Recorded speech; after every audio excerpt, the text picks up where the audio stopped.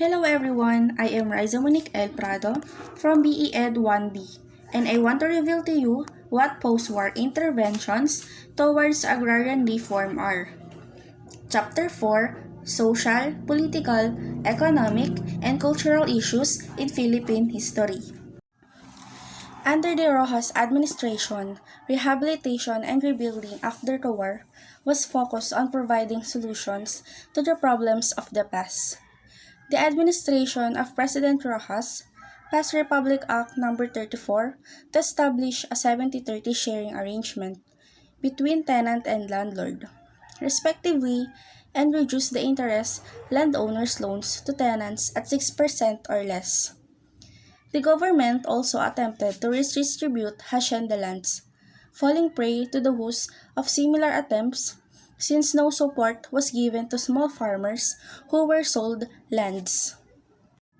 70-30 sharing arrangements. The 70% of harvest will go to the person who shouldered the expenses for planting, harvesting, and for the work animals. Also reduce the interest of landowners' loans to tenants at 6% or less. Under the term of President Elpidio Quirino, the Land Settlement Development Corporation was established to accelerate and expand their settlement program for peasants. Under the administration of President Ramon Magsaysay, this agency later on became the National Resettlement and Rehabilitation or NARA. Magsaysay saw the importance of pursuing genuine land reform program and convinced Congress, majority of which are landed elites, to pass legislation to improve and reform situation. Republic Act 1199 or Agricultural Tenancy Act was passed to govern the relationship between landholders and tenant farmers, protecting the tenural rights of tenants and enforce tenancy practices. Through this law, the Court of Agricultural Relations was created in 1955 to improve tenancy security, fix land rentals of tenanted farmers, and resolve land disputes filed by the landowners and peasants organizations. The Agricultural Tenancy Commission was also established to administer problems created by tenancy. Agricultural Credit and Cooperative Financing Administration or ACCFA created mainly to provide warehouse facilities and assist farmers in marketing their products. Under the administration of President Ramon Magsaysay, the administration spearheaded the establishment of the Agricultural and Industrial Bank to provide easier terms in applying or homestead and other farmlands. NARA accelerated the government's resettlement program and distribution of agricultural lands to landless tenants and farmers. It also aimed to convince members of the Hawks, a movement of rebels in Central Luzon, to resettle in areas where they can restart lives as peaceful citizens. Under the administration of President Ramon Magsaysay, despite a more vigorous effort toward agrarian reform, the situation for the farmers remained dire, since the government lacked funds and provided inadequate support services for the programs. The landed elite did not fully cooperate and criticized the programs.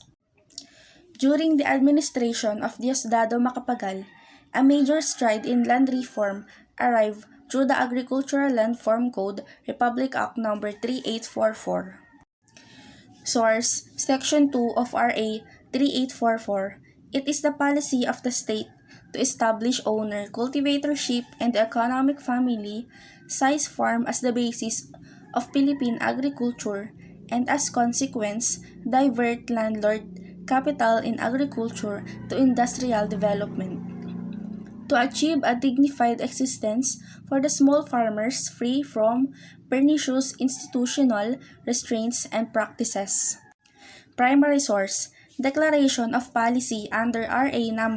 3844, Agricultural Land Reform Code, to create a truly viable social and economic structure in agriculture conducive to greater productivity and higher farm incomes. To apply all labor laws equally and without discrimination to both industrial and agricultural wage earners.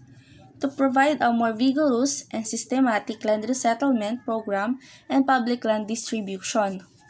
To make the small farmers more independent, self-reliant, and responsible citizens, and a source of genuine strength in our democratic society. This code abolished share tenancy in Philippines and prescribed a program to convert tenant farmers to lessees and later on owner cultivators. It also aimed to free tenants and emphasize owner cultivatorship and farmer independence, equity, productivity, improvement, and public land distribution. Congress did not make any effort to come up with a separate bill to fund its implementation. Despite being one of the most comprehensive pieces of land reform legislation ever passed in the Philippines, and even though it proved beneficial in the provinces where it was pilot tested.